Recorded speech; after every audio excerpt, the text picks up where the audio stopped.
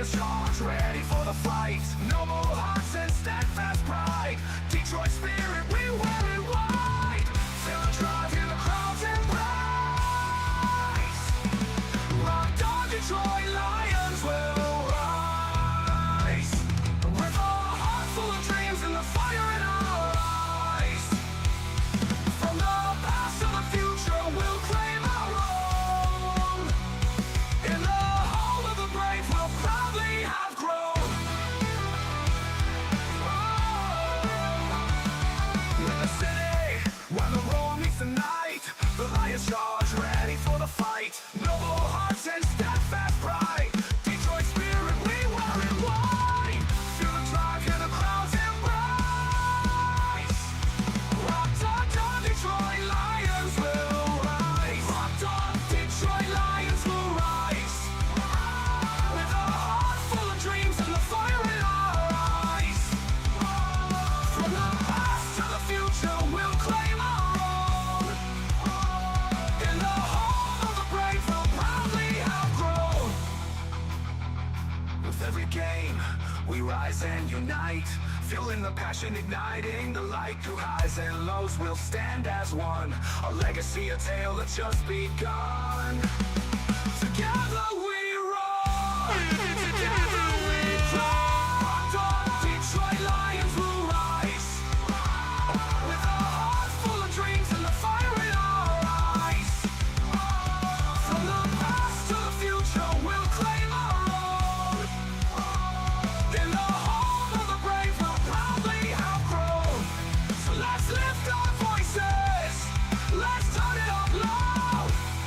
For the love of the Lions, we'll always be proud.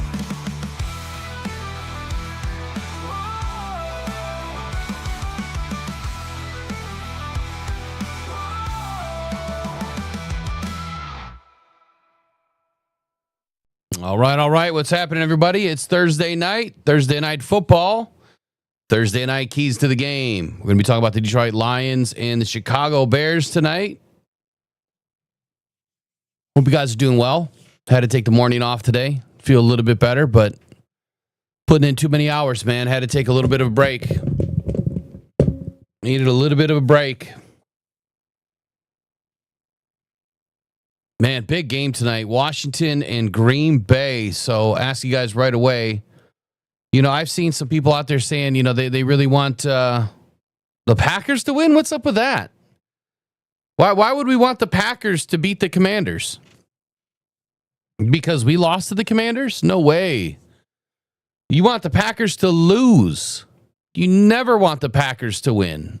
Ever. We never want a divisional opponent to win unless it's at the very end of the season and it's a deciding factor for us having to make the playoffs. Right now, Green Bay needs to go to 1-1, not 2-0. I don't know where your misguided allegiance went to for some of you. I don't know if any of you in the chat feel that way, but yeah. No, Packers have to lose. They must lose. I don't know who brings this stuff up, but it was flying everywhere on Twitter. I couldn't believe it. I couldn't believe my eyes. Anyway, what's happening? Let's see. Jack says Will needs to add the intro walk with the Honolulu blue mullet like it's a wrestling show. Yeah, I don't know how I would do that. I need a camera crew for that one. I heard that Mr. Tate Ratledge, some people call him Rattledge, has been signing autographs as the Motor City Mullet. You know who started that, didn't you? That's hilarious if he's really doing that. I think that's great. I don't know if someone asked him to do it or if he just started signing it that way. But I think that's awesome. Motor City Mullet. He probably hates me. Probably hates me for starting that crap. She hates a strong word. Anyway, I want to get kicked off tonight with little Rich Eisen. This whole thing with the Lions missing their... He had some good things to say. Volume's always a little bit low. Let me see if I can get the volume turned up a little bit for him. But he had some good things to say about the Lions, and I wanted to share it here tonight. If you hadn't had a chance to check them out, I will get into the Lions, like injury reports and some of the other things that are happening. It's going to be kind of quick and dirty as far as getting through these keys, and I'm really only going to discuss the Lions half tonight. So I used to do, like part 1, part 2, and it was the Lions keys. It was, the pregame breakdown. It was Lions versus, the Bears defense, Lions offense, and then it was the Bears, defense versus the Lions offense, yada, yada, going back and forth, or Bears offense versus the Lions defense.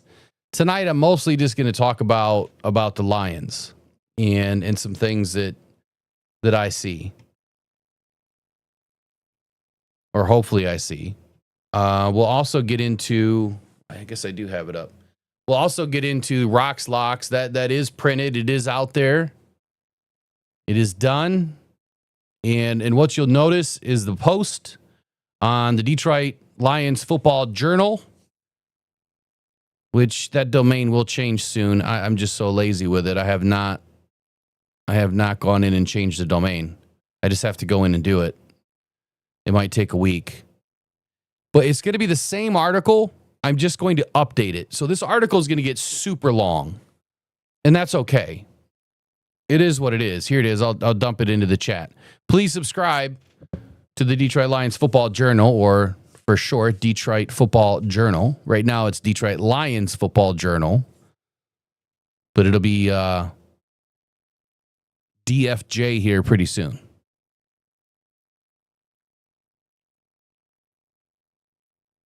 Buenos tardes, rockers. Mazalan Tom. What's happening, Tom? Tom, did you ever get back to me? I don't know if I missed the message. If I did, I apologize.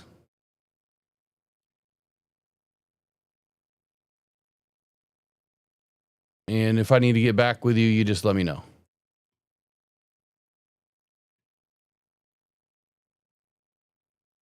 All right, let's bring Mr. Rich Eisen in here. Let's hear what he had to say about the Lions. He did highlight one of the media members' questions from the other day. I was surprised that he didn't highlight the one, asking about the pre-snap motions. I'm wondering if that individual ever went back and watched any tape. So many motions, man. That's what this offense does. That's what they've always done. And I'm going to ask the same thing that Rich Eisen is about to tell you. After one game, everyone wants to jump ship and question what this offense is doing, or question what the Lions are doing. One game? Like, come on, everybody. You got to give him a little bit of time.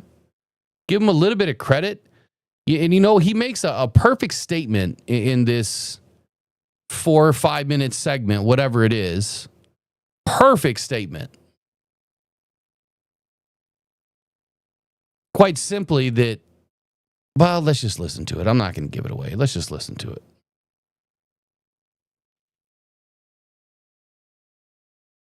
This whole thing with the Lions missing their coordinators, I bet you Dan Campbell is sick and tired of that already. Lions missing their coordinators. Week 1 games either salt a narrative or erase them. When you've got 6-7 months to talk about it in our world, and players hear it. I mean, Joe Burrow, before the season, was asked about having to start fast and prove something, to prove, and he basically said, the narrative has shifted around our team. He says that. So players know about narratives, they hear about narratives, and they're either bothered by them or can erase them. And then when they don't erase them, they get bothered by it further and hear about it more, and that's why winning week 1 is is big, right? Then we have somebody who said yesterday, I think the Jets' loss can actually help them show what they have to improve. A lot of teams have got to improve on a week 1 performance, but they're 1-0. You'd rather be that way. But I bring this all up to say, of all the weeks for Ben Johnson to stroll into Detroit, Right. coming off of that week 1 performance in Green Bay that salted the narrative, didn't erase it. They could have come in, if they had come up with another win in Lambeau, would have given him 4 in a row of those, I think first time ever, or first time since, the New Deal or whatever. And then it would be, see, we don't miss Ben. Here comes Ben. Let's show him what he left. Now it's like, oh, we miss Ben, we miss Aaron Glenn, because look what we just did in Lambeau Field. And now all the weeks for Ben Johnson to stroll in. Here he comes. And Dan Campbell had his second press conference of the week. He was asked about this, correct, Mike Hoskins? Is that what I'm throwing to right here? He's listening about losing week 1 and all the noise surrounding it. After week 1, after a new offseason, I'm not sure if you're familiar with all the opinions out there, but they are loud, as they seemingly always are. How much will that fuel your tank? How much will that fuel your message, if at all, this week to you? You know what fuels my tank is losing, all right? That fuels me because I don't like losing. Our players don't like it. And you go back to work, man, and you get back to the basics of what you do, man, and you hit it head on. There's nowhere to run, nowhere to hide. We're all accountable. And if we want to win, we got to do the little things right and prepare that way. And then we got to play that way. So that's what gets me going. And it's a great answer. Let's give the family feud to him. Good answer. Good because, this narrative can be very corrosive. Because again, he's in the film room motivated by the losing. So are the players. They're on the practice field starting at this point in the week, feeling good about themselves. We just had a great practice. Great practice. We're feeling good about ourselves. This is it. We're turning the corner. We're turning the page. And then you hear the questions about, hey, man, the guy who you miss the most is coming into town with the Bears. Or, hey, man, the guy you miss the most just cut some player. I mean, the accountability of Aaron Glenn. I mean, you miss that. And then maybe it creeps in and you're like, that good practice doesn't matter. So we don't have the guys. That's what they think. I'll show them they're wrong. Well, they got to do that in week 2. And I'm telling you, they got to be sick and tired of this narrative already. Just one week in. And I understand shows like this one. My position as well, that we think narratives matter. Maybe they don't. Maybe they do. Maybe not to those guys, but I don't know. But what we do. But doubts can creep, and that's why the coach is just like, you know what matters, Lou? You know what motivates me? You know what really gets me going? Not the narrative, just losing in general. It doesn't matter who we lose to, just losing in general. It's not what we do around here. It's not what we've done around here. And we're going to talk about this next week, but if you're 0-1, being 0-2, oh boy, it's, less than 10% chance to make the playoffs. So certainly if you're in a division where you're going to start picking it, everyone's going to pick each other off. Right. Like that. And then you play the AFC North too. Being 0-2 is a huge deal. Well, I mean, you got to win division games at home. That simple. Lions know it. Bears know it. Bears didn't do it. They'd love to stick it to the Lions and say, you now have a division loss. And as a matter of fact, you don't just have a division loss. We can create a situation where the narrative that you're already hearing gets worse because guess who beat you? Your old guy. Kid's all right in Chicago. He was the one who turned the page from week 1. You didn't. You're now 0-1 at home in division just like us. But we're 1-1 in division. You're 0-2 in division, and you lost one on the road where you don't like to lose, and you lost at home. And guess what? Now you're going to Baltimore on a Monday night at 0-2. Okay. It's a big game. It's a big one for narratives and for standings and for reality. I mean, it's a big game because after a home date with Cleveland comes a 2-game roadie at Cincinnati and then at Kansas City.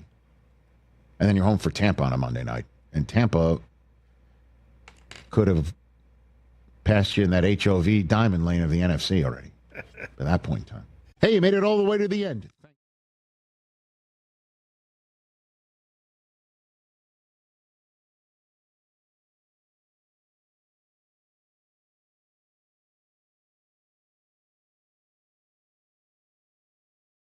I said, how about that with all of the narrative driving, you know, with all of these Lions fans already so worried about going 0-1. Already worried about everyone's, you know, jumping ship. The Lions are no good now. Lions are going to lose. Lions aren't going to make the playoffs. No Super Bowl. Windows closed. I mean, haven't we heard it all? You know what's crazy is he said a good word too, and it's corrosive, right? It's almost as bad as toxic. We have a corrosive fan base, and I know that there's some other ones out there, but it's just bad, man. It doesn't matter what you do in Detroit. You can never do it right. Doesn't matter what you do. You can take a team from the depths of purgatory of the NFL and run all the way to the NFC Championship game on a team that nobody expected to go that far. And half of the idiots out there are saying fire Glenn the whole way through. And then you make it to the NFC Championship game, and it's right back to, see, we lost, we suck. And then the next year, you're running 15-2 on empty the whole way. The whole way after week 6, you were on empty. And you ripped off another 9 wins, 10 wins, whatever it was. And you just can't do anything right. You can't. It doesn't matter how good these coaches are. It doesn't matter how many wins you have. It doesn't matter that you erase 60 years of futility in one season. It's never enough for Detroit. So you know what I'm going to say? You've never heard me say this before. I don't know if Detroit Lions fans are worthy of a Super Bowl. I'm beginning to feel that way. Are we even worthy of winning a Super Bowl? We put these guys through so much crap. It's not even funny. I mean, in the media that writes about them, they're the majority of the problem. Some of them. And I don't mean to stir the pot. I'm just saying, like, some of the questions that get asked, it's like, what? And then it's the questions that don't get asked. The narrative driving is exactly what Rich Eisen is talking about. And so I'm pissed about it, but I'm glad to see that I'm not the only one that is recognizing this stuff. It's terrible. I'd rather be talking about all the good things, man. You know, talking about how the Lions are going to dismantle Ben Johnson this weekend. Yeah, it's a tough game. He's right about one thing. Well, Rich Eisen's right about a lot of things, but there's no more game more important right now to the Detroit Lions than what? The next one, right? The next one. And this one just happens to be against Ben Johnson. And Ben Johnson's coming off a loss. We're coming off a loss. We let the Vikings and the Packers go up 1-0 in the division. We have to dig out. But first we have to dig in. And how do we do that? We do that with keys of the game. And how the Lions are going to turn the tide this weekend. How they're going to be able to right the ship in just 1 week. Look, there's a lot of things that went well for the Lions in this game. It was just really overshadowed by some big glaring mistakes and miscommunications. Now both teams right now are in crisis mode, the Bears and the Lions, and they're both seeking a statement win to really kind of set the tone for the NFC North. The divisional ambitions for all 4 teams they're alive and well. I mean, every single one of us has an opportunity. This is one of the toughest divisions in football, if not the toughest division. Now, the Lions, I couldn't believe this. We ballooned up to a 6.5 point favorite. And in the latest reports that I saw were 6 points just about an hour ago. I would say that, it was a competitive game in Green Bay at times, and then maybe not so much. But at the end of the day, it was unsuccessful for the Lions, and there was a lot to work on. There was a lot to clean up. The one question that was asked the other day in the presser, which I'm not trying to harp on this, the entire time, is why didn't you just run Ben Johnson's scheme? Well, why did you change everything? And for someone that's not an offensive coordinator in the league, myself, and someone that's definitely not an offensive coordinator, probably never played football in their life, asking the question, do you even know what the scheme is? Go look at the plays. Same scheme. The difference is we didn't get the ball downfield. We didn't get into an opportunity to run play action successfully. That's the difference. We got shut out. Their defense controlled everything. And when their defense, that's like what we do, right? But when the defense controls everything and you can't get in to your play, you can't even barely get through the first or second progression, that's a problem, right? So of course it's going to look different. Now there's going to be some differences. There's going to be some new stuff. But it's game one, and it was a very unsuccessful game. And so when we have a good game and we're actually able to execute, and these rookies and these young guys are actually able to step forward and play the damn game the way that it's been taught to them, you're going to see right away how the offense is going to be almost identical. There's just going to be some new wrinkles. That's about it. Lions got to rebound big time. If Rich Eisen made one thing very clear, this is not a game you lose. You lose this game, you might as well almost pack it in. Because, man, are the fans going to come out in droves, and it's going to turn even more toxic than it is already.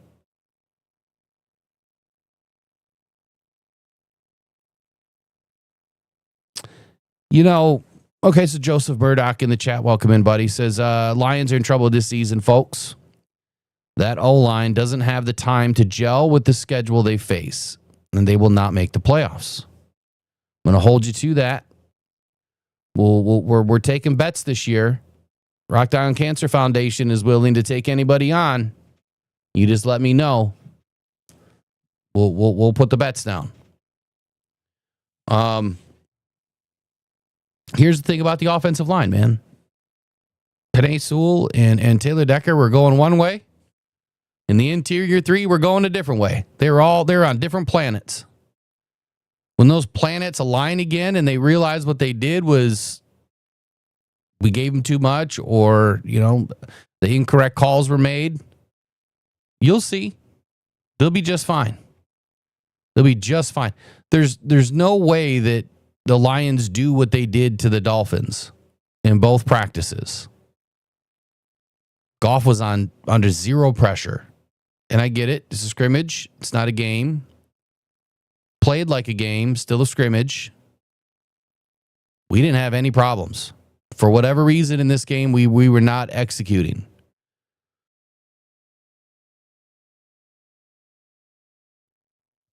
But we have to win this game.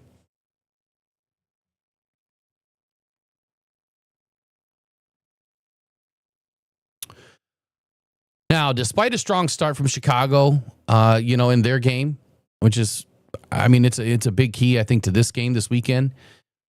Promising opening drive by Williams. The Vikings had an opportunistic defense dialed up. They forced timely turnovers, capitalized on the Bears' mistakes in the second half. Williams and the Bears' offense experienced momentum swings often.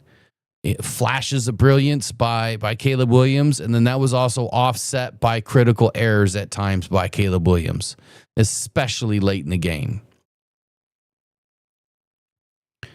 That is one of the biggest things I think that the Lions can take advantage of in this game.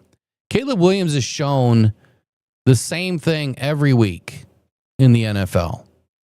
Number one, he has the physical gifts. Number two, he has a talented arm. Number three, he cannot make the easy throws. And number 4, he flashes hot and he burns out.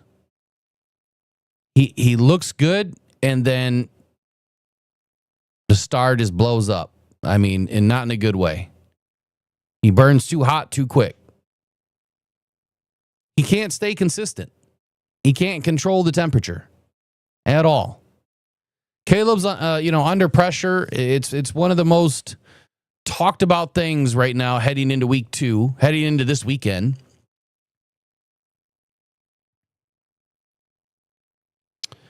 Appreciate that, Buck. Appreciate you, man. One of the most talked about things, obviously, is Caleb Williams and the Bears, following a shaky performance in week 1. And the questions are swirling about whether it's time to already sit Caleb Williams. Now, we know that's not going to happen before this weekend. But, man, are they already out saying that Tyson Bagent at some point is going to get his shot?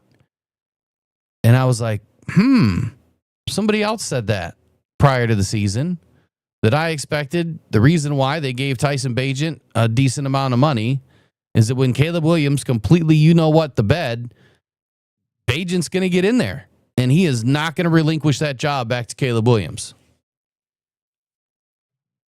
Did I ever think that there would be a moment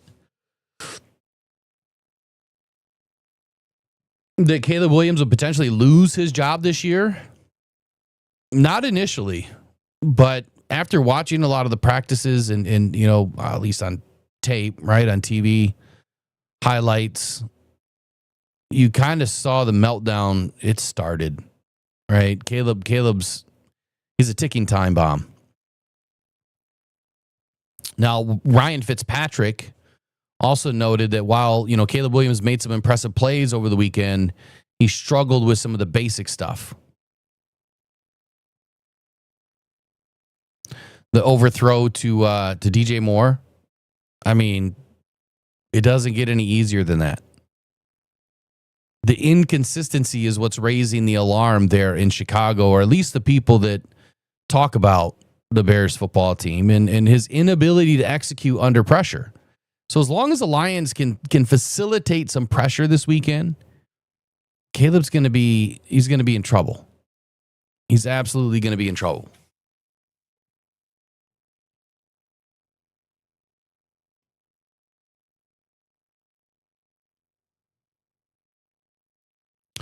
Now, the offensive struggles for the Lions, obviously on the other side. Give me 1 second. I got to grab a drink.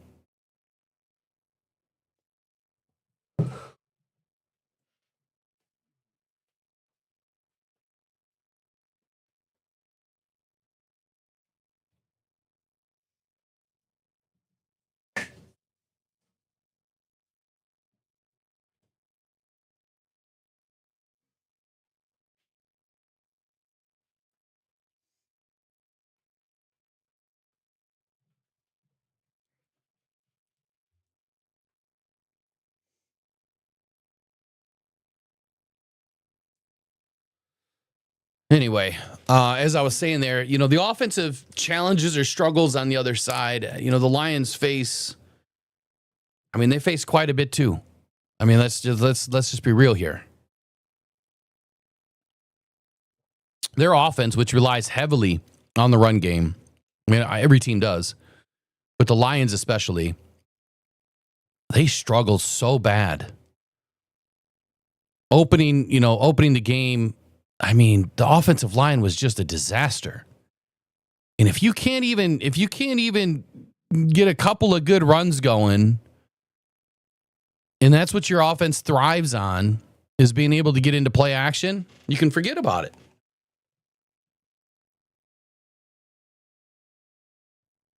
Now, the effectiveness of the run game, it's vital, right? You set up the play action opportunities.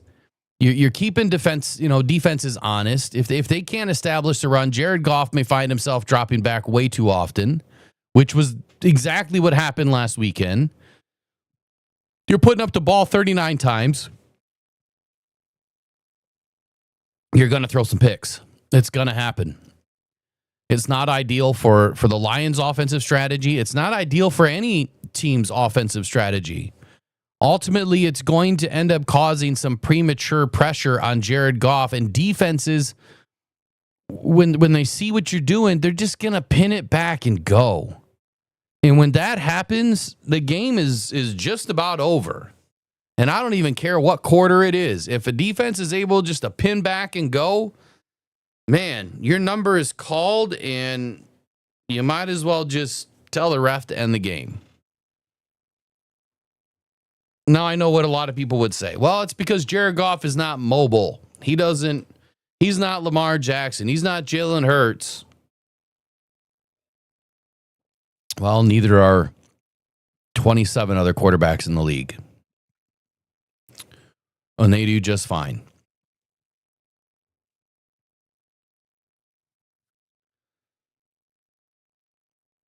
Big shout out to U of M Dad, member for 12 months today.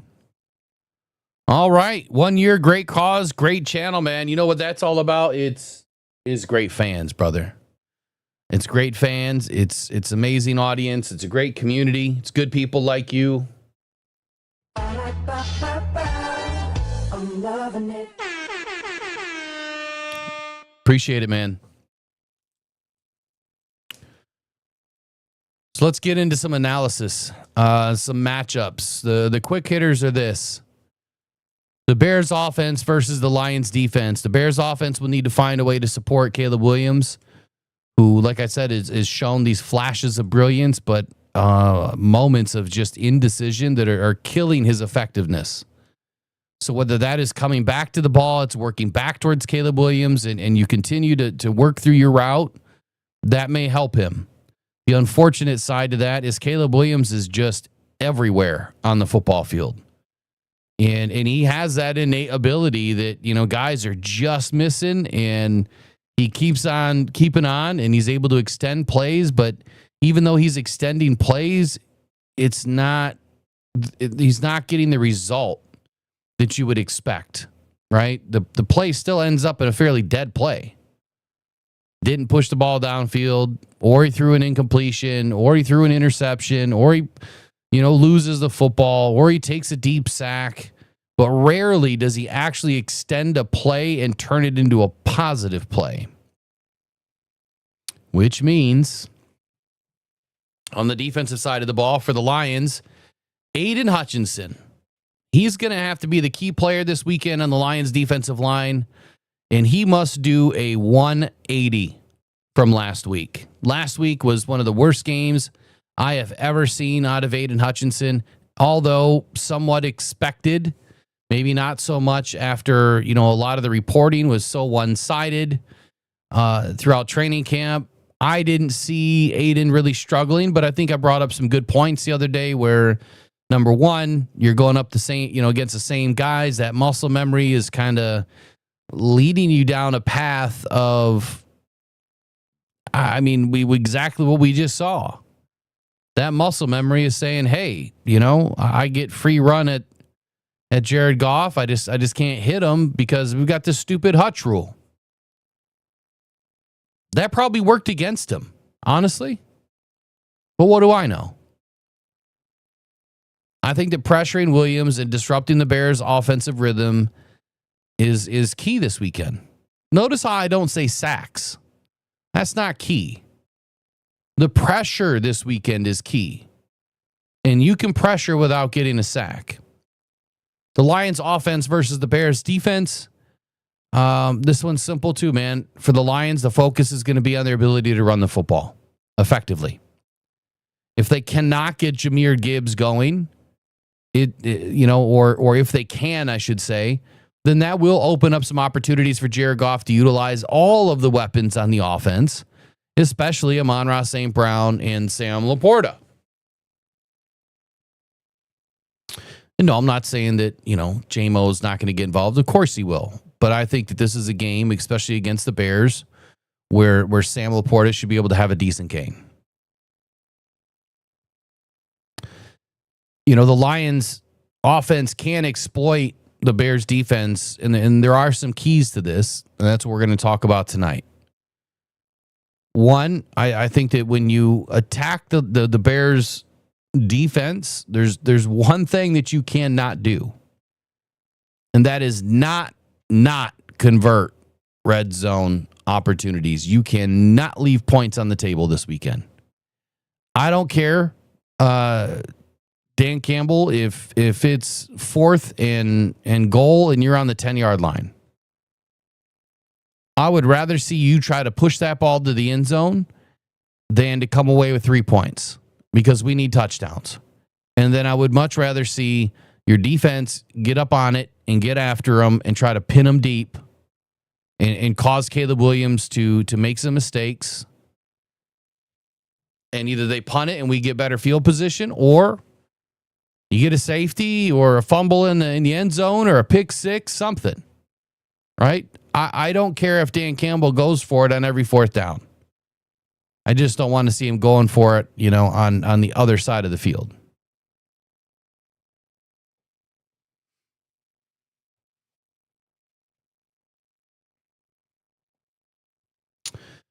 Probably one of the first most important things is targeting the linebackers this weekend and the safeties in coverage. And yes, they're going to use some pre-snap motion. That's going to help them identify the man in the zone and then help them isolate the linebackers, whether it's Edmonds or Edwards, against Sam Laporta. I think that Sam Laporta can win either one of those matchups.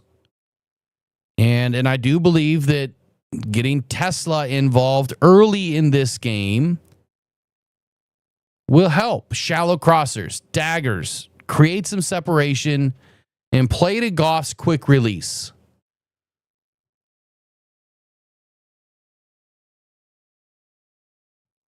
Joseph C just dropped in a $5 super chat. Says, Will, I just wanted to say I appreciate everything you do for us here on Rockdown Detroit Lions. The Bears are going to get smacked down.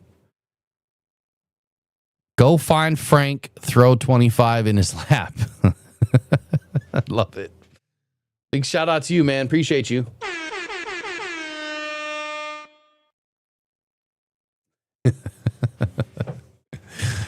Oh, man. All right, the second biggest key, I think, for the Lions this weekend is fast pace. Early down passing. The Bears' front is far stronger when it's an obvious passing situation. I think if the Lions use some tempo,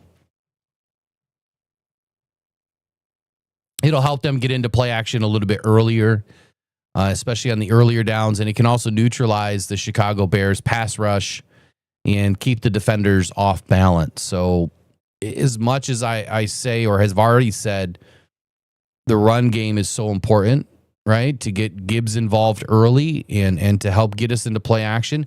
The obvious, answer, or the reverse to that is, if you can pass early and you get guys on their heels, well, then now you can run. And if you're able to run and now they don't know what to expect, then you go back to the pass. You just have to mix it up. You can't get stuck. It seemed like Morton was just stuck on Gibbs. The game glitched. And every play was to Gibbs, and then none of them were working. But he still did it. All right, how about this one? Play action, stretch, and boot. Now, the Bears' interior line is much improved. And I think that the Lions can benefit, or at least help some of the protection from the offensive line, utilizing some friendly play action rollouts. Now, you're probably saying, but Will, Jared can't run. Remember, he's got those broken, baby giraffe legs. And I would say you're correct. But the one thing that Jared Goff does do well is on these boots, on these little rollouts that are called. When he knows that he's running and he's rolling out that little 8 to 10 yard out pattern, if you will, it's kind of going out of bounds. It's more of like a seam post. It's always open. It's always open. Nobody respects Jared Goff's legs, But for some reason, they still go after him and try to shut him down, knowing that he's going to throw the football. So I want to see him moving. I want, you be back in gun, you take that ball and you start moving to your right. Get that ball out quick. He doesn't have to run forever. He just needs to take a few steps, end up on his front foot, plant, and get that ball out. I think a lot of this will help us, slow the rush a little bit from the DEs. It'll also force the Bears to get horizontal, right? We want to spread these guys open. We want to spread that defense out, and then there goes Sam across the middle, right? Or there goes Amon-Ra from the other side. Or even J-Mo from out wide, and you pick him up 21 yards down the field, and you start throwing that ball to the right sideline. Where are those plays at? Remember those plays? That was one of our favorite plays last year, and especially the year before, is that deep post pattern. About 21 yards down the field, it goes from the opposite side to the opposite hash, and you release that ball, and by the time J-Mo gets to the sideline, the ball is perfectly thrown. I want to see that play this weekend. Deep cross, man. Deep cross. Or we need to get after these safeties, man. There's some over-aggressive safeties in Chicago, and I think that the Lions would be wise to get after these guys, right? Force them to make some mistakes.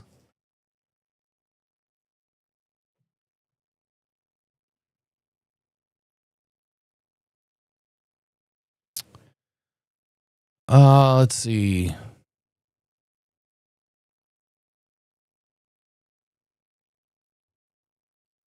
One of the other things that I wrote down, that I know this won't make a lot of sense in the beginning, but how about some double moves by some of these receivers? They could not get free. They could not create any real separation in this last game.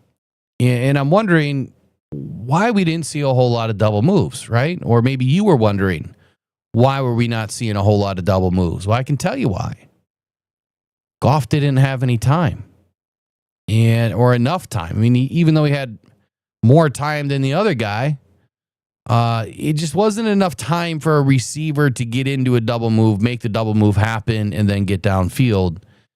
The ball needed to get out. So if we do have enough time this weekend, which I'm expecting that our offensive line is going to be doing a much better job, I would expect that the Lions would be able to utilize some double moves this weekend. And especially on, guys like J-Mo, man. He's fast as is. But if you're running a double move on the inside with St. Brown, and you've got a crosser coming with J-Mo, it's going to cause enough disruption that J-Mo should be able to open wide open, or to get wide open running across the middle. It's kind of hard to say it without showing you. I just don't have anything keyed up. Honestly, I don't have enough time in the day to do that stuff anyway. Maybe one of these days I can figure out how to get that pen to work, that I can do it live.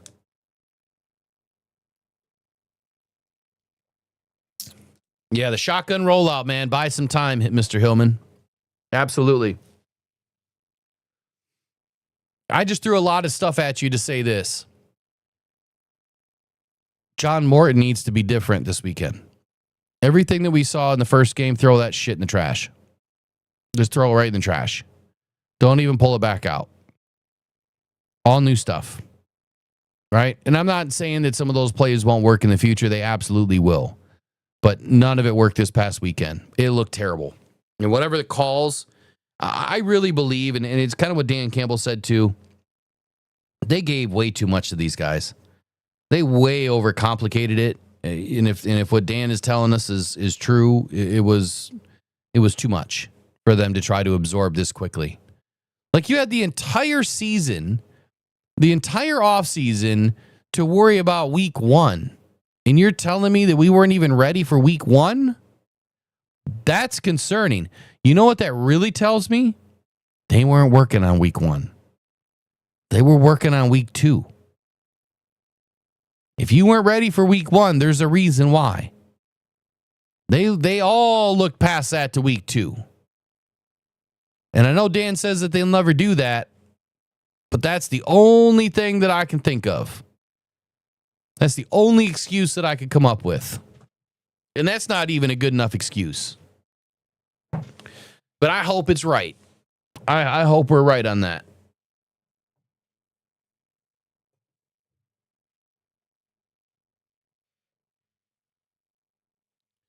I'm loving this little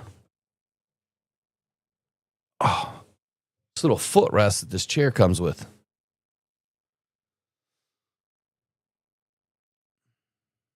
Yeah, there you go. James Hillman says, I don't think that Graham can get the kind of push, so why not do shotgun pass to set up the run? Yeah. There you go.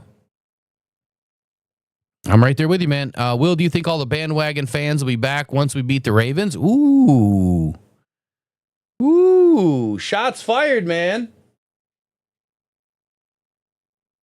And I can't see my thing.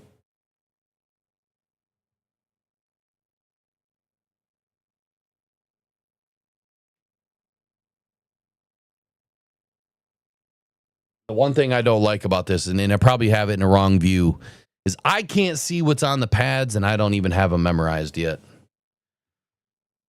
I was going to do some sort of some noise for that. Soundbite. All right, how about the outside zone? So our bread and butter, right? We talk about this often. Dan spoke about it this week. You have to do the little things right? If you can't do the little things, how are you going to do the big things? It's funny because haven't you heard that your whole life? Right? If you lie about the little things, you're going to lie about the big things. Or if you can't do the little things, you're not going to be able to do the big things. You know, you've got to take steps.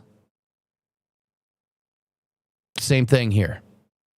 They need to stick to their bread and butter. They need to get the little things mastered, which should already be mastered, and they need to execute those at a high level. Dan was 1,000% correct when he said that the Lions didn't master the little things.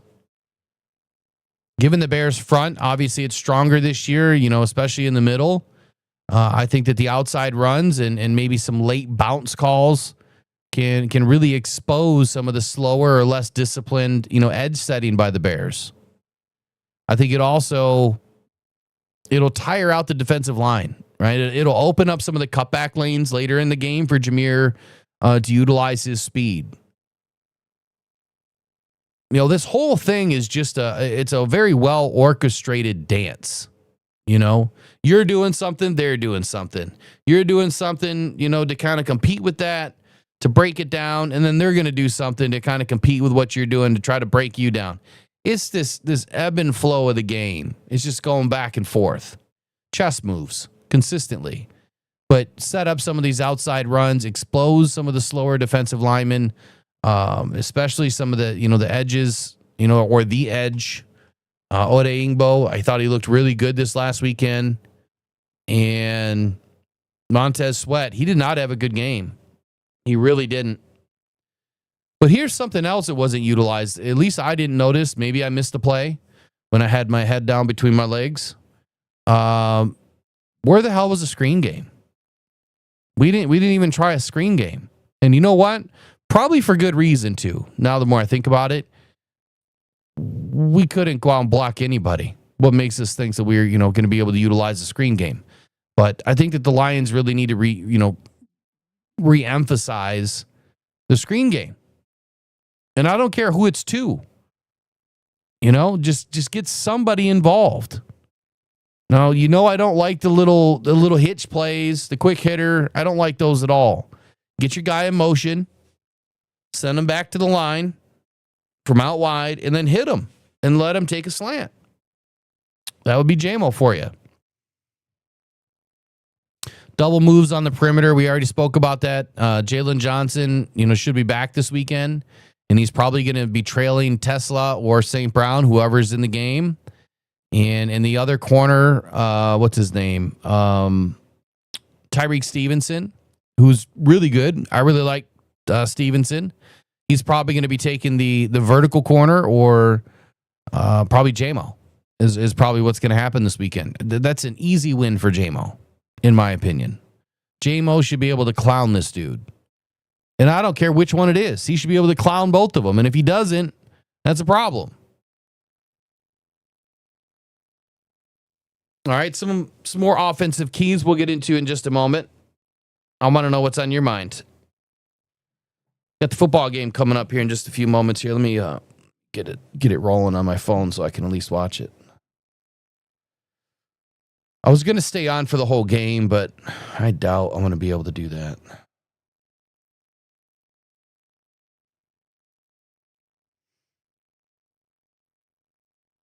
I need to try to make it to Meyer before they close.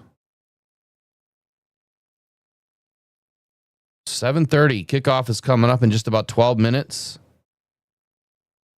I'm sorry, game day kickoff is in 12 minutes. The game, I think, is at 8.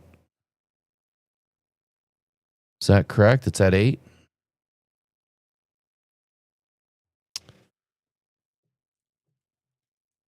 All right, now let's get into some of the deeper stuff. I have, Lions offensive keys to the victory. All right, I think I have 6. I have 5. I have 5. And then I have matchups. So I have some good matchups, and I think you're going to love what I have to say about something that I dug out from this weekend's game that the Vikings did well, and there's no reason why the Lions shouldn't be able to do this. It might be after 8. My phone just says 7:30 and 8 on the NFL Plus channel.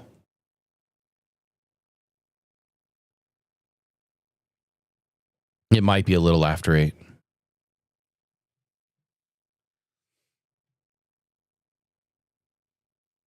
Okay.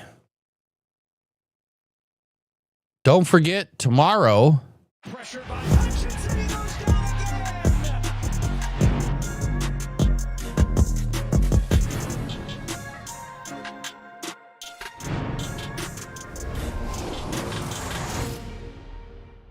it's game time, Detroit, and you found the right place for the latest Detroit Lions news. So hop on in and take the ride to Super Bowl 60 with Rockhound Detroit Lions. Join Will Rock, Eric Rintamaki, and Riley O'Brien today on the Rise and Grind Morning Show. Good morning.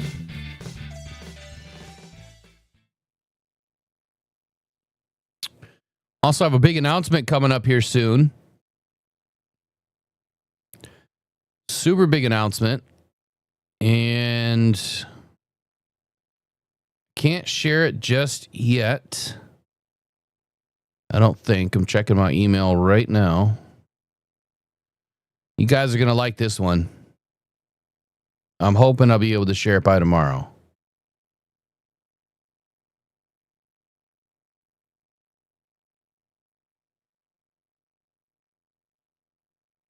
Yes, it looks like I'll be able to share it tomorrow. Huge announcement for this channel. Huge growth, opportunity.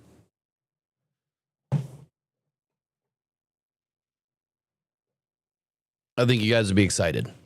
Because what it's going to mean is more guests and more good guests. You're going to love it. All right, let's talk about the Lions offense here just a little bit more. And some of this stuff might be a little bit repetitive.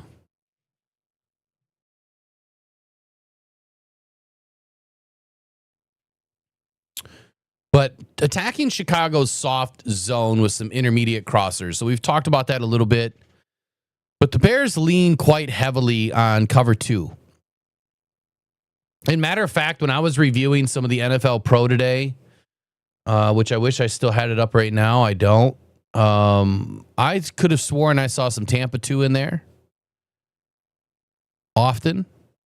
And I think that, you know, if they're allowing 8.4 yards on throws between 10 and 20 yards, doesn't that sound kind of like The Lions' bread and butter. I mean, that's typically what we do. It's exactly what we do.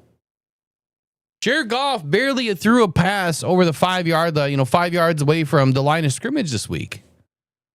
That is not what we do. And I hope that John Morton understands that. And I also understand that a lot of it had to do with pressure and poor offensive line play. But that cannot continue in week 2. It cannot. And if it does, then we have a bigger problem. You can't take, let's put it this way. I know I use car analogies quite a bit sometimes, but, if you're running a V12 Viper and a rod goes bad, you need to do, some engine work to it, and you bring it to the shop. And they say, hey, we don't have parts. We don't have parts for that V12 right now. But here's what we will do. We'll put a inline V6 in your Viper for free. You just got to let us have the V12 engine. But we'll do this for you. Won't lose any horsepower. It's going to run great. I mean, who would say yes to that, right? That's what you're doing by clipping the heels of the Lions, stars, by clipping, JMO from being able to get downfield. Now, I know it's a little bit more deep than that. There was some, there was some issues. And there was some good DB play on the other side. Some really good DB play. But all I'm trying to say here is you cannot keep this horse caged up, man. These ponies need to run. You need to let JMO do his thing. He needs to get downfield. So does Amon-Ra, so does Sam Laporta, and so does Isaac Tesla. These guys need to get downfield. You have to stretch the top off of defense if you want to work all of that intermediate stuff. That's part of the game plan. You can't not do that in Detroit or for Detroit. So Jared Goff obviously excels in these timing-based throws. Utilizing Amon-Ra St. Brown and Sam Laporta on some of these deep crossers is what we are used to. And some of the seam routes, I think that, obviously Jameson Williams would be able to run those and then exploit some of these zone gaps that the Bears leave open. They have tendencies to leave this stuff open. Use it against them. Because I'll tell you right now, it's exactly what Ben Johnson's going to do. He's going to find every hole on the defense and exploit it. That's what we need to be doing. Don't force a round peg into a square hole in this situation. Take what they give you and then take a whole lot more. Jahmyr Gibbs must get established early. The Bears allowed 5.1 yards per carry on outside runs in week 1. 5.1 yards per carry on outside zones in week 1. If I don't see an outside zone run to start the game, I'm going to be disappointed. I only want 2 things. An outside run to Penei Sewell's side, or I want a shot 30 yards down the field to open up the game. That's what I want. And honestly, I'd prefer a deep shot. Because I want Ben Johnson to be like, oh, okay. All right, you're going to go deep. And then outside zone. And then when Gibbs turns a corner, it's bye-bye. See you later. That's 6. Clearly, Gibbs' acceleration and vision, they're ideal for stretching the defense. Horizontally, you get those guys spread out. It opens up the middle. We already spoke about that. Forces the linebackers to overcommit and commit early. And when they do that, there goes Sam Laporta. One of the bigger things is neutralizing Montez Sweat with some chip help. Like, look, they need some chip with some extra dip on it this weekend. You have to be able to neutralize these edge rushers from getting to Goff. Ben's licking his chops after what he just saw the Packers do to us.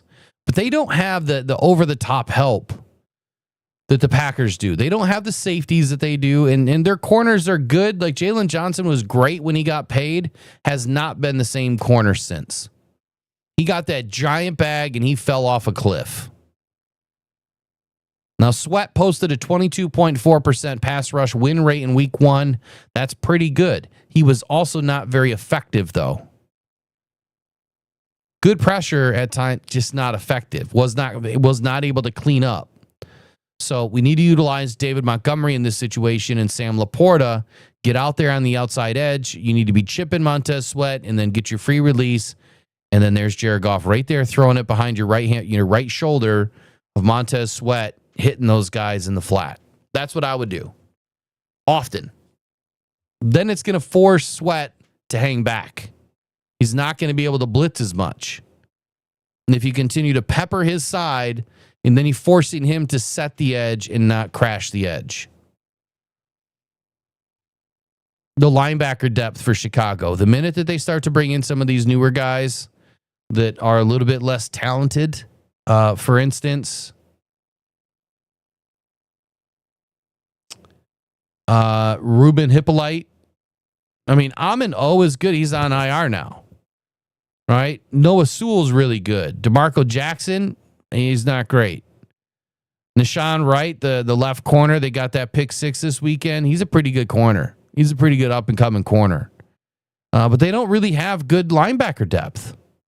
Period. They don't. But I'm really liking Noah Sewell, man. I'm hoping that he gets an opportunity. The Panay puts him on his back.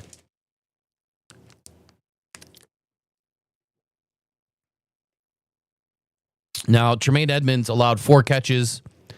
I believe it was 4 catches, 4 targets, around 60 yards.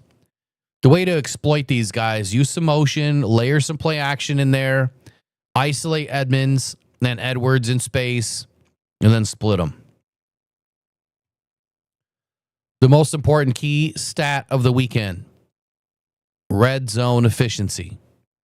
Red zone efficiency.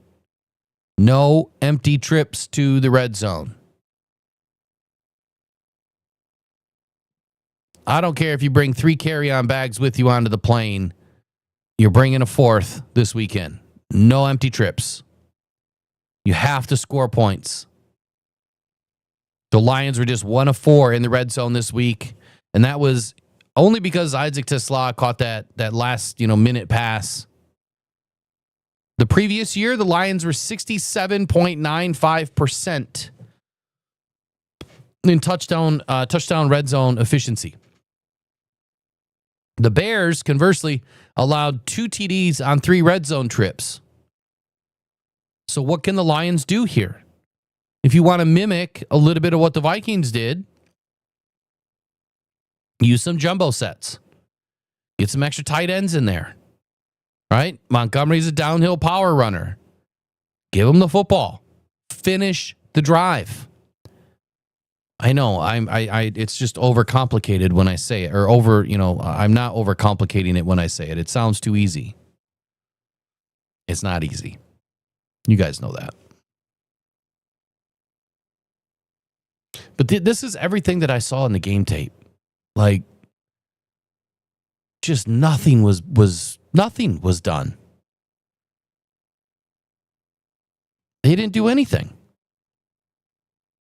Yeah, I wish we would have got Noah Sewell too, man. I wasn't real high on him, but now I kind of like the dude.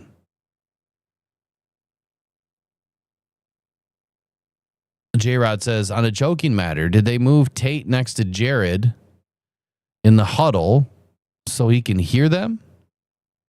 Are you saying did they move or should they move? Yeah, there was some big miscues on with those guys. That stuff can't happen. I mean, maybe these I don't know, maybe the offensive linemen need to wear wristbands. Put some quarterback wristbands on them. Just tell them, hey, just go to play 1, go to play 2, go to play 3. I'm just kidding. That would be terrible.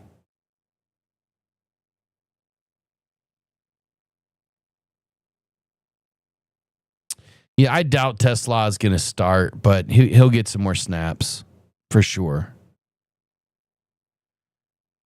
Yeah, they said he was having some issues hearing, but That could have just been the crowd noise. And if that's a factor, then they should probably get his hearing tested. They should probably get his hearing tested and see if he doesn't have some sort of an issue. I have hearing issues, which has developed late in life now, and especially since I've been doing this. That's not fun, man. It always sounds like I'm yelling at people. I'm always too loud. And I promise you, I'm not trying to yell at you. All right, I want to finish up with two more things. Some matchups, and then the key for the defense. I do want to just bring that in. We already talked about all that. Let's see. Aiden Hutchinson. Now, Braxton Jones, the Bears' right tackle. He's the key. Okay? He's the key. He's the key to unlocking all the pressure this weekend. In my opinion, Shepard should emphasize challenging the Bears' weakest part of the offensive line. Duh. Right? Of course he's going to do that. But right now, that's Braxton Jones. And Jones put up a 56.2 overall pass block rate and allowed 6 pressures versus the Vikings. If he wins quickly, I think that, Caleb Williams' timing, obviously, it's gonna be challenged, right? But especially on some of these shot plays, I think it becomes compromised. The timing will get disrupted. I seen it in the tape this weekend. If you attack Braxton Jones on the outside, stunt and do a nice little move on the inside, you're going to be right in Caleb Williams' lap. Braxton does not look good at all. I would put Aiden on the easiest side 1,000% of the time. And then there's the Sam Laporta or Tesla versus the Tremaine Edmonds and TJ Edwards conversation that I started earlier. Look, Laporta's route running is great. It really is. His yak ability will stress the Bears linebackers. They really struggle in short and intermediate coverage in week 1. There's a lot of mismatches right here on crossing routes. And then the option plays will really set up, I think, some high percentage gains for these guys if and when Laporta gets involved in the game, which last week was a little bit too little too late. You have to get him involved early. You can't just leave Laporta alone the entire damn game. If you get him involved early, then the Bears are going to think twice, about maybe rolling their safety over or, dropping another guy down in the box. They're probably going to keep him back a little bit. When Laporta did get in the game, Goff was able to get the ball out and downfield, moving the chains, man. Get him involved early. Jahmyr Gibbs versus the Bears outside edge and on the linebackers. I touched on this a little bit earlier too. His ability to bounce outside, that will also strain the Bears defenders. They need to maintain lane discipline, and that's pretty hard to do when you're tossing in some either toss plays, some outside stretch, zone, something. So use some outside stretch against these guys.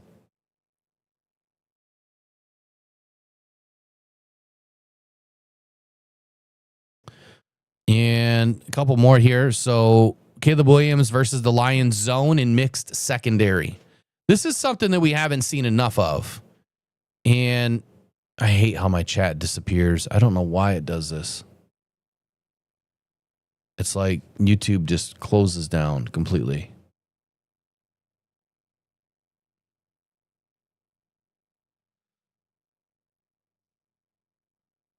All right, there we go. Where was I? Caleb Williams versus the Lions zone and mixed secondary and man. So zone and man. Pattern matching. We talked about it earlier today, and now we're going to talk about it for the Lions. I do believe that the way that Williams navigates some of his post-snap rotations and disguises, I think that'll dictate Chicago's big play success. So Caleb's makes poor decisions. And if you're able to rotate post snap, right? Don't show it to him early. You show it to him late. You start getting in his head. 2 interceptions. Did he have 2 interceptions last week or just 1? Hold on. I think it might have been just 1.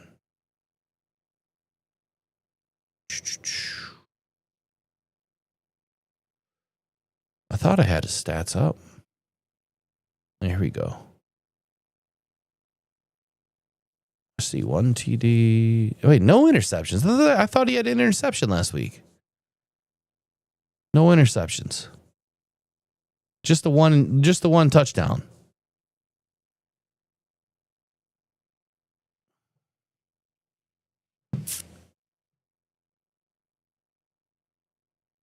Either way, Caleb Williams has a tendency to make big mistakes. I think obviously momentum's huge.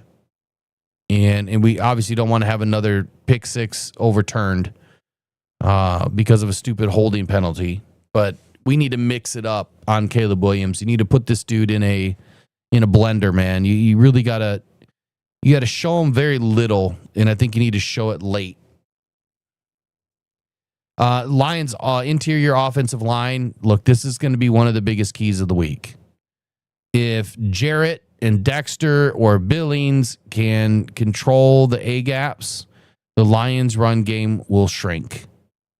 And Goff must beat coverage without consistent play action support. The interior of this offensive line needs to take a huge step forward. And we're talking huge. Like, this is where you just need to dumb it down and you need to go back to very basic stuff that works. It doesn't need to be overly complicated, but get him into positions to win. For the Lions defense, this is where I'll finish, then we'll talk about whatever for a few moments. Let Hutchinson and the defensive line just generate organic pressure, man. Just rush with 4. Right? Deploy some creative stunts. Avoid overcommitting and exposing the secondaries to deep shots. Just let the 4 do their work. And if they're winning, great. If they're not winning, leave it alone. Back it up with a linebacker. You know, you back it up with an extra guy here or there, but you just let them create their own destiny, man. When you start to pull a safety down, or your nickel down, or you add another defensive lineman, which we hardly ever run 5, or you just bring your linebacker over and you start adding more pressure, you're now exposing. You're now exposing the linebackers. You're going to thin them out. And that's where we get hurt. So I think that you need to contain the quarterback runs and the scrambles by just naturally running, your front 4 blitz. Just blitz with those guys. Get after them with our 4 down linemen. Williams had 6 design runs last week and 3 scrambles for 48 yards. So if you overcommit with linebackers and the front 4, you're going to give Williams more of an opportunity to get big plays. Because if they get mixed up and taken out of the play, Caleb is going to hurt you. So I love the spy with Jack Campbell. Use some delayed edge rusher, contain, a little bit of some backside lane action. Send these guys on a delay. Send them a little late. Don't send them early. Send them a little late. Let the interior work. And then start running, run the edge. The tackle's going to sit there and wonder what you're doing. Disguise coverage pre-snap, kind of what I was saying earlier, force these mental processing mistakes by Caleb Williams. He struggles against post-snap rotations. You got to mix in the simulated pressure, act like you're going, but then you don't. And then late safety rotations will bait some mistakes up over top. Look, this game is going to be won in the trenches. And I don't think that is a surprise. The Vikings interior, this is the biggest key of the game for the defense. The Vikings interior, Javon Hargrave and Jonathan Allen, generated 6 pressures each, with Hargrave also recording 2 sacks and 2 quick pressures under 2.5 seconds. They did this despite being double teamed 41.9% of the time and 47% on the other side, respectively, to the other side. All 3 of the Bears' newly acquired interior linemen, Joe Thuney, Drew Dahlman, Jonah Jackson, all yielded at least 4 pressures to the Vikings last week. And just to these guys, just the 2 interior defensive linemen. We have Tyleik Williams and DJ Reader. There is no reason at all why you can't isolate Jonah Jackson in this game. You know him well. Attack him. Pick him apart. Their offensive line for the Bears, they look terrible. They did not look really that much better than what we did. By far. So it's that little stat alone that I think this game is going to be won in the inside the trenches. Get this. Jonah Jackson was one of the worst graded offensive linemen of the week. 22.6. 22.6. He gave up 5 hurries. That's pathetic.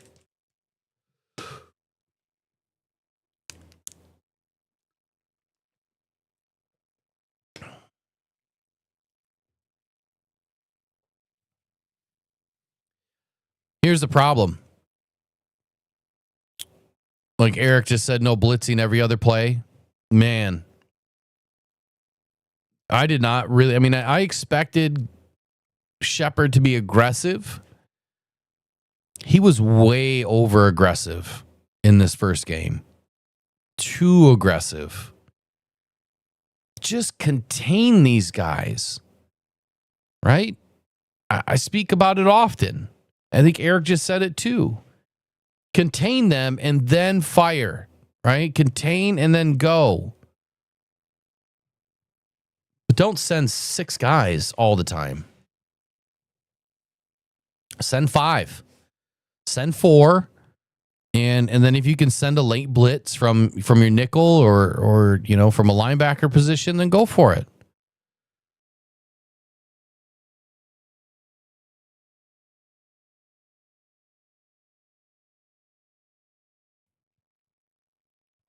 Drew Dahlman was a 58.7. He gave up a sack and 6 pressures. So their interior is not great, and we need to attack it big time. Now, Darnell Wright, their right tackle, which will be, you know, on the Lions' left side where Aiden Hutchinson lines up quite a bit.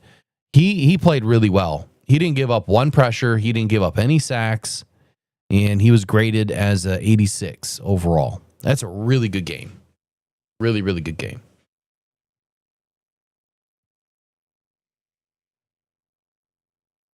All right, let me run through my picks real quick, and then I want to bounce out of here, man. I need to get some rest. Yeah, I'll go through the injury list right now too. All right, Detroit Lions. This is your injury list for the day. Actually, you know what? That's a lie. Let me refresh. There we go. I had to refresh the screen. Taylor Decker did not practice for the 2nd day in a row. Now there was this rumor buzzing around that Taylor says that he's going to play through it this week. He's going to play through it.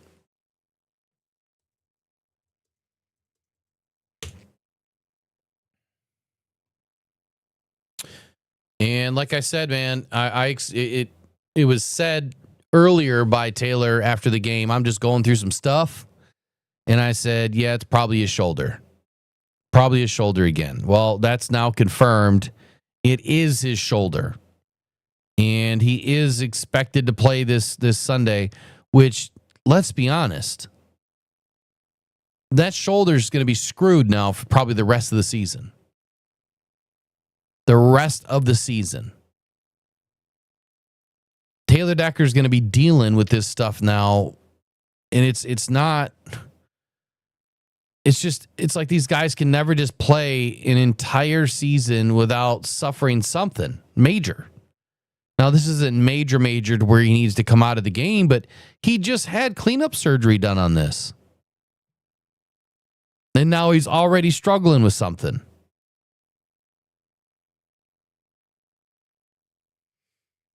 Which, look, Brad, please, first round next year, left tackle. Please. Unless you sign Aiden to an extension, then it's edge. And then in the second round is left tackle. Or you trade and you get an extra pick, but we need a left tackle next year. Please. Please. It's not that I don't like Decker. I do. But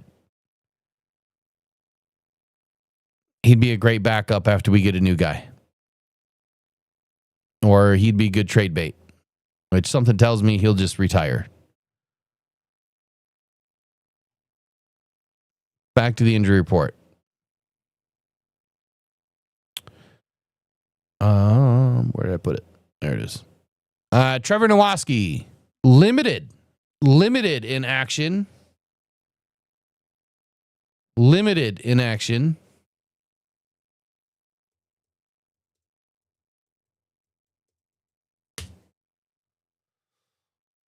Oh, let's see.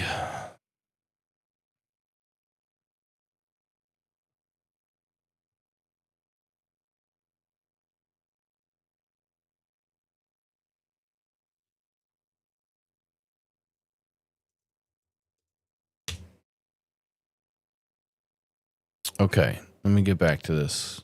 All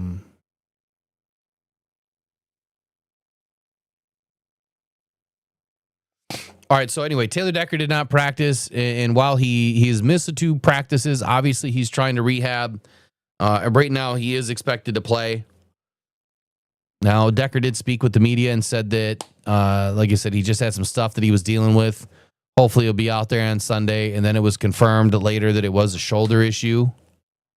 Jamarco Jones, obviously on season-ending, IR. That's not great, right? So the Lions did pick up Devin Cochran, who does have playing experience. So if we do need to bring somebody up this weekend to help Giovanni Manu, it's going to be him.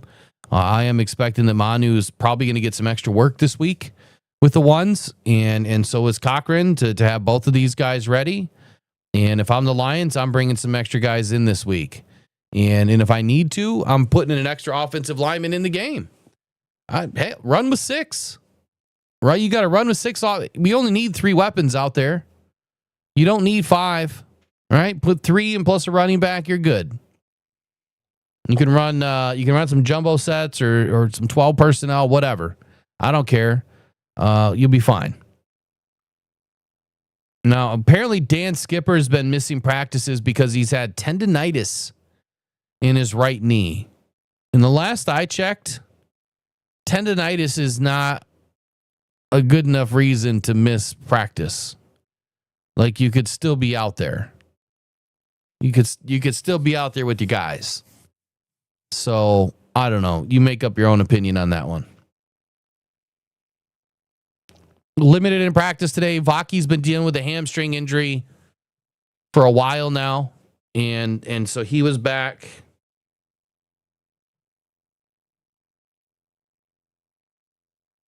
Obviously very limited. Very, very, very limited. And Trevor Nowaski, same thing, dealing with an elbow injury. He was limited today. Full practice, Jack Campbell dealing with an ankle. He was upgraded from no practice to full practice. And then Terry and Arnold played full go. And then check this, Daniel Thomas with the hand injury. He was back out there full go. Pretty good stuff. Now, Terry and Arnold, hopefully, this groin thing doesn't pop up on him this weekend, because they're going to stretch him. I guarantee it. They're going to try to stretch Terry and Arnold downfield. If Ben Johnson knows one thing, it's he knows how to exploit a corner that's battling a groin injury. And how do you do that? Well, what do you think the one thing is that they're going to have whoever he's covering? What are they going to do?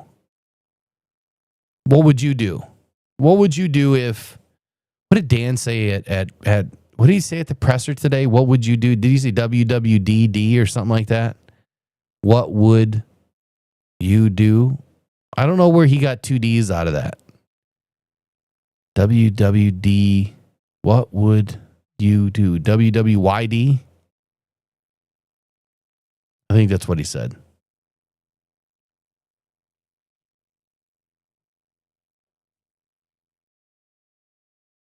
Oh, what would Dan do? There you go. WWDD. Okay. Anyway, so what would you do if you were Ben Johnson and Terry and Arnold's battling a groin injury? What would you have your receivers doing?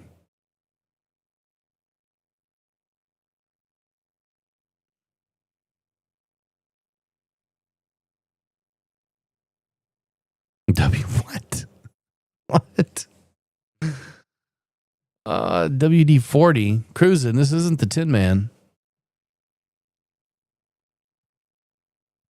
All right, so since nobody's going to answer it, I'm just going to tell you.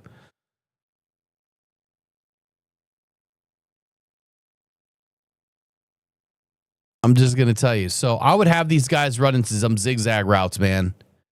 Some sluggos, some double moves, cutting across field, right? Why? Because you want Tyrion planting and going left and planting and going right, planting and going back. You want him putting as much strain on that groin as possible. You got to play the game within the game. So if I'm a coach on the other side and I know a guy's bothered with something, I'm going to make him more bothered with it. That's my goal. And whether it happens or it works or not, then I guess you find out.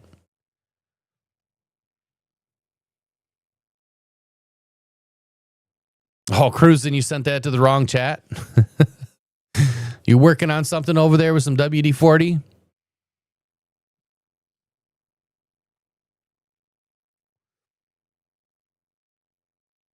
Oh, Brent Lighton's back in the house, man. What's happening, Brent? Good to see you back in. Haven't seen you in a minute. Yeah, while you were gone, man, we ran all the raffles. It's all done. Just kidding. I'm just kidding. On the Bears side, let's see. Defensive tackle Grady Jarrett was banged up with a knee injury. He did not practice. And then Kyler Gordon still down with his hamstring. Limited in practice. Rashawn Johnson, Jade Walker, TJ Edwards with a hammy, and Josh Blackwell with a groin. Full practice, DJ Moore was good, and Jalen Johnson, who's expected to be back this week. Oh my God, Jay Cruzen. Yeah, I know what you're saying there. I got you. You know, some people will take that the wrong way. Brent says, I've been lurking, Will. Was bummed about yesterday. Oh, I got you. So I didn't want to chat. Yeah. Yeah, this country's out of control, man. It really is. That's why we got good people up in here, man. Just to be able to deflect all that negative energy that's out there.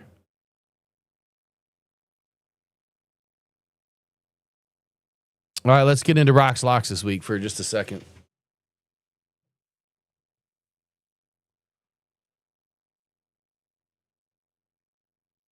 Yeah, and today's 9/11 too. I totally forgot to play some stuff that I had queued up. I'll never forget, man. I'll never, ever, ever forget. And, you know, there's some veterans in this chat too that, you know, some of them were over there because of 9/11. So I appreciate all and every one of them, whether they were there or not, whether they joined because of that or not. All right, Rocks Locks for the week, man. It's another week that's already here. The big Thursday night game between the Commanders and the Packers kicks off the week. This is an extremely tough week as so many of these early season games can go either way. I see a lot of tight games in this one this week, but Will Brock's weekly picks are in. Biggest upsets to watch for me? That's right. I put the Jets up there. Can you believe that? I think the Jets could do it. The Bucks, I think the Bucks can do it too, and I'm really pulling out on a limb here for the Saints. I'm really pulling out on a limb here. So J-Rod, the jersey raffles, they're all in Buy Me a Coffee. I already did the picks, U of M Dad. That's what these are. I know these ones aren't it. The other ones I already did because I was going to do that in the morning show. And since we didn't do the morning show, I had to get them in because I had to get them in on time. Otherwise, the game would have been started and the pick would have been late. But my picks for the week, I got the Cowboys winning, the Lions winning, the Commanders winning, the Jets winning, the Bengals, the Rams, the Ravens, the Saints, the Steelers, the Patriots, the Cardinals, the Colts, the Eagles, the Vikings, as much as I don't want them to, the Bucks, and the Chargers.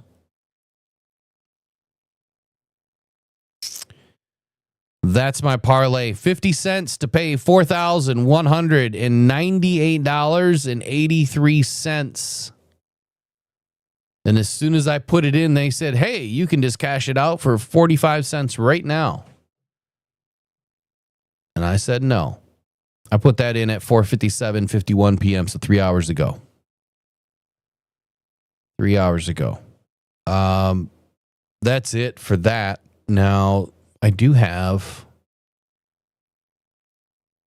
Here, let me see if I can show you the other ones. Our picks for this week. They're a little bit different than this one.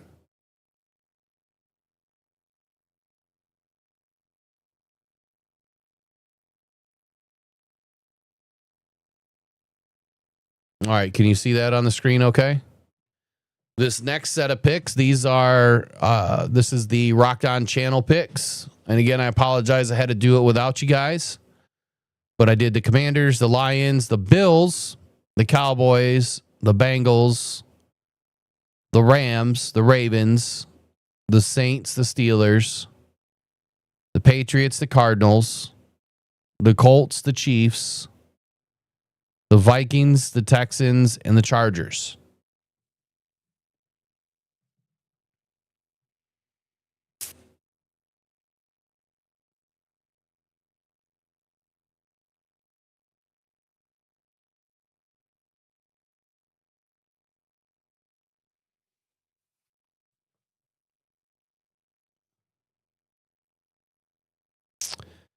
So, yeah, the Saints. Yes, I know. I took the Saints. So, this is the Rockdown ones for 50 cents to pay $1,561.53. And so, Brent, if you were not in the first show that we did for this last week, what we do on Thursday mornings, which we didn't do today because I took the morning off, is we will pick all the teams together. We do the old Jeopardy music, and you guys got to pick a team to win. And we roll a 50 cent or a dollar bet on a 16-game parlay. And if it wins, then we give a jersey away. And then the rest of it gets donated. Bauman said cash out. He thinks I'm going to lose. Oh, you were in last week's? How did I just don't remember seeing you in there? It's all good. AM is back tomorrow. So, right here. It's game time, Detroit, and you found the right place for the latest Detroit Lions news. So hop on in and take the ride to Super Bowl 60 with Rocked On Detroit Lions. Join Will Rock, Eric Rintamaki, and Riley O'Brien today on the Rise and Grind Morning Show. Good morning. Well, that'll be tomorrow, and that's it for tonight. I appreciate you guys joining me. I'm going to sit back, relax, and catch a contact and sip my Kodiak as I watch the Commanders beat up the Packers. So you guys have a good night. We'll see you guys in the morning, and we're going to be breaking into, what is tomorrow? What's tomorrow morning? Got a very, very light crew in here tonight, huh? I didn't even look. Looks like we did. Looks like we had a big drop-off at some point. What is tomorrow? What's planned for tomorrow? Nope, tomorrow's just a regular day. Saturday, I'll be doing a pregame show. And then Sunday's post-game show after the game. It will happen. I don't know if Riley's going to be doing the post-game show or not. And he's having a really rough time at work this week, I guess. So if he's not, I'll do it when I get back. Otherwise, Saturday, I'm going to do a pregame show. It's going to be the last and final show of the week, talking about the game and kind of see where things end up after the final injury report comes out. So, big game this week, man. Ben Johnson coming back. And man, I hope he leaves with that tail tucked between his legs. I really do. You know what I'm going to love the most about it? Is that Ben is going to have to enter the building going through security. That's what I love. He's not going to be able to go wherever he wants. He has to go right to the other locker room. That's just going to make it all that much better when he loses. So, all right, y'all, take care. Go and Pride, go Detroit Lions. We'll catch you guys in the next one. Bye-bye.